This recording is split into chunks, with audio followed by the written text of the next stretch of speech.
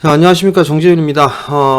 장전에 전날 나왔던 혹은 새벽에 나왔던 그런 뉴스라든가 이런 부분들을 가지고 시장, 즉 종목에 영향을 미칠 만한 그런 기사를 가지고 일단은 전략을 좀 세워보는 그런 시간을 좀 마련했는데요.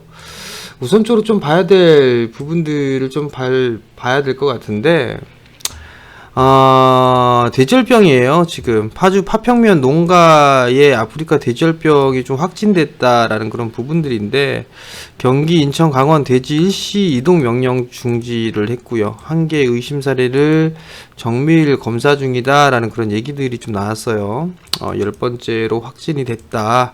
이 부분들인데, 여기에 따라서 뭐 관련주들의 흐름들이 좀 나오지 않을까라고 좀 판단이 될 거예요. 개인 투자자분들. 근데 이제 대체적으로 보게 되면 종목마다 상당히 좀 변동성이 좀 상당히 크죠. 그죠? 이글백 같은 경우 21선 깼지만 체시스 같은 경우는 상당히 좀 견조한 모습들을 보여주고 있고, 신라 SG 또한 마찬가지고요. 백광소재 21선 지금 지지가 되고 있고, 뭐 제일바이오 뭐 등락폭이 좀 상당히 커요. 근데 이거는 여러분들이 좀 알고 계셔야 될 거. 테마주 광풍의 끝은 최대 주주의 지분 털기다. 돼지열병 대표 수혜주 마니커 최대 주주 이지바이오 매도를 하면서 12% 급락이 나왔다. 이런 부분들인데 지금 이게 테마주는 항상 나올 때마다 반복되는 현상이에요. 이거 대주주들 그 문제가 좀 있지 않나라고 좀 판단이 되는데, 이게 뭔가 대주주들 같은 경우는 뭐 며칠 뒤에 뭐 매도를 한다 뭐 이런 제도적인 그런 장치를 좀 마련해야 되지 않을까 싶거든요. 보면 마니커 같은 경우는 137억 정도 매도 나왔고요. 체시스는 18억, 이글벳은 64억, 백광소재는 144억 매도했고요. 그 다음 또 한일 갈등으로 인해서 후성은 대표이사 부회장이 7억, 모나미는 35억의 자사주를 처분을 했습니다. 결국 이 부분들의 피해는 고스란히 개인 투자자들한테 넘어간다라는 거. 그렇기 때문에 테마주들을 너무 좋아하지 말자라는 그런 부분들 좀 말씀을 드리죠. 그러니까 이 부분들은 좀 참고를 하시고, 오늘 아마 또 들썩거릴 거예요. 확진 나왔으니까 들썩거리기는 할 건데 굳이 좀 권해드리고 싶지 않다라는 거, 그 부분들 좀 알고 계셨으면 좋겠습니다. 자, 그럼 다음 소식이 좀 나왔던 부분들은 좀 뭐가 있을까요? 이게 있죠. 5일 비핵화 실무 협상을 한다. 소식이 좀 전해졌습니다. 북미 관계의 긍정적인 발전을 기대한다. 뭐 이런 얘기들이 좀 나왔어요. 최선희 담화에서 3개월 만에 실무 협상을 할 거고, 4일 예비 접촉을 한다. 근데 이게 장소라든가 이런 분은 언급을 없었는데, 아무래도 이게 비핵화와 안전보장 방식에 놓고 치열한 협상을 할 것이다 라는 그런 얘기들이 좀 있어요. 어찌됐든 간에 우선적으로 대북 협상을 맞는다라는 거는 긍정적인 그런 부분들이에요. 그럼 뭐 대북주들 아까 장전 시황에서도 좀 말씀을 드렸던 것처럼 판단을 해야 될 부분들은 여러 부분들이 있어요. 우선적으로 좀 봐야 될 부분들은 철도 부분들에 있어서 데아티아이라든가 아니면 서암기계, 에코마이스터, 그다음에 푸른기술, 뭐 이런 기업들이 있겠죠. 근데 이 부분들은 국내 쪽에 GTX하고 연계가 좀 될 수 있는 그런 부분들, 그리고 수익 관점으로, 그다음에 순환매 관점으로 좀 보자라는 그런 무슨 부분들을 좀 말씀을 드렸을 거예요. 그리고 아마 신원이나 좋은 사람들, 인디F, JST나 개성공단 관련주들의 차트의 모습들이 모양새가 그나마 제일 좋아요. 데아티아 이 철도 관련주들은 장기 평선을 뚫지를 못했어요. 하나씩 한번 좀 볼까요? 데아티아 같은 경우 241선 못 뚫었단 말이에요. 근데 아마 전고점 오늘 같은 경우 전고점 돌파 시도 좀 나오지 않을까 싶고요. 서암기계 같은 경우는 정배열권역이죠.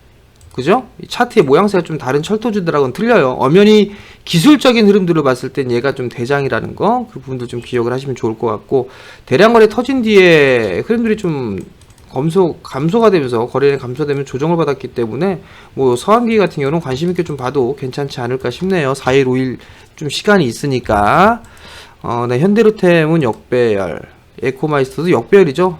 120에서 못 돌파했고, 마찬가지로 차트의 모양새들을 보게 되면 대량 거래가 터지고 난 이후에 대부분의 종목군들이 감소를 하면서 지금 밀렸어요. 이 부분들은 여러분들한테 뭐 눌림목 구간, 그리고 일정이 좀 잡혔어요.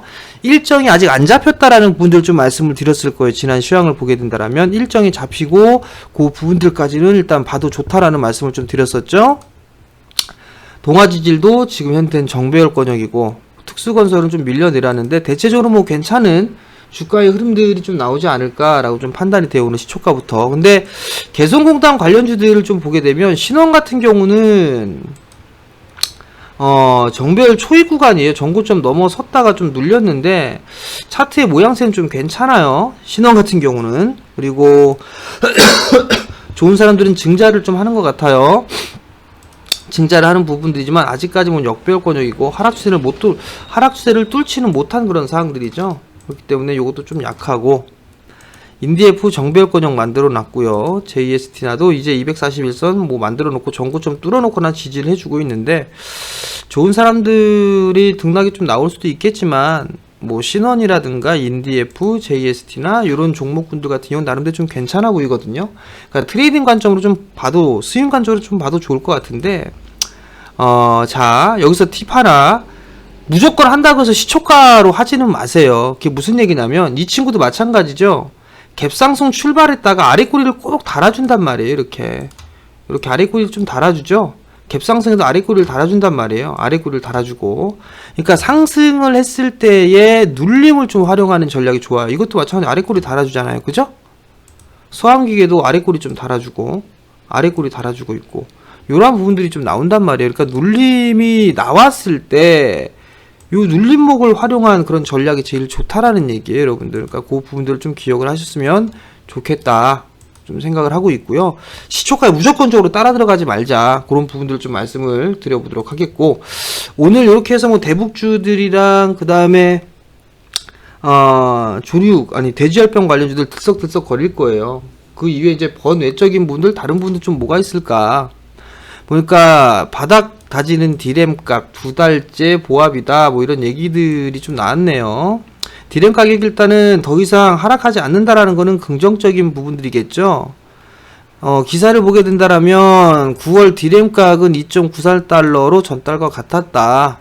동일한 수준을 유지를 하고 있는 그런 모습들이고, 올해까지 재고 소진이 이뤄지면 내년부터 서버 시장 중심으로 신규 투자가 늘어날 것이다. 그러면 업황이 개선될 거다. 4분기 이후 V자 형태로 회복이 가능할 것이다 라는 전망도 나오고 있다. 그렇게 된다면 삼성전자, SK하이닉스 투자 진행하겠죠. 여러분들께 누차 말씀을 좀 드렸던 부분들을 보게 된다면 나름대로 IT 쪽 섹터는 괜찮다라는 부분들을 좀 말씀을 좀 드렸을 거예요. 그러면 봐야 될 부분들은 뭐가 있을까 한번 좀 살펴봐야 될 것 같은데, 여기서 보면 뭐 테스라든가 뭐 양호한 그런 모습들을 좀 보여주고 있죠. 조정 시에는 좀 봐도 괜찮지 않을까. 그리고 원익 IPS 뭐 이런 부분들, 그 다음에 또 뭐가 있을까요? 종목군들 같은 경우는 봐야 될 종목군들은 좀 상당히 많이 있는 그런 사항들이에요. 유니테스트 뭐 이런 종목군들 괜찮죠. 일단 그러면 만약에 오늘 조정이 아마 나올 수도 있어요. 왜냐면 대북주와 돼지열병 이쪽으로 수급이 쏠려버리게 된다라면 IT 섹터들은 좀 쉬어가겠죠? 쉬어가는 흐름들이 나오겠죠? 그럼 그러한 부분들, 눌림목을 이용한 매수 전략은 상당히 좋다. 그런 부분들을 좀 보시면 좋지 않을까라고 좀 판단이 되거든요. 그러니까 그러한 부분들을 생각을 하고 종목을 접근하면 나름대로 좀 괜찮지 않을까라고 좀 판단이 되니까 그 부분들 좀 판단을 잘 하셨으면 좋겠다라는 부분도 좀 말씀을 드리고요.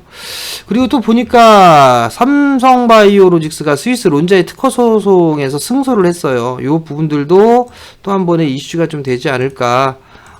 CMO에서 수탁 개발로 사업을 확대하는 전략에 탄력이 붙게 됐다. 뭐 이런 부분들이 나왔어요.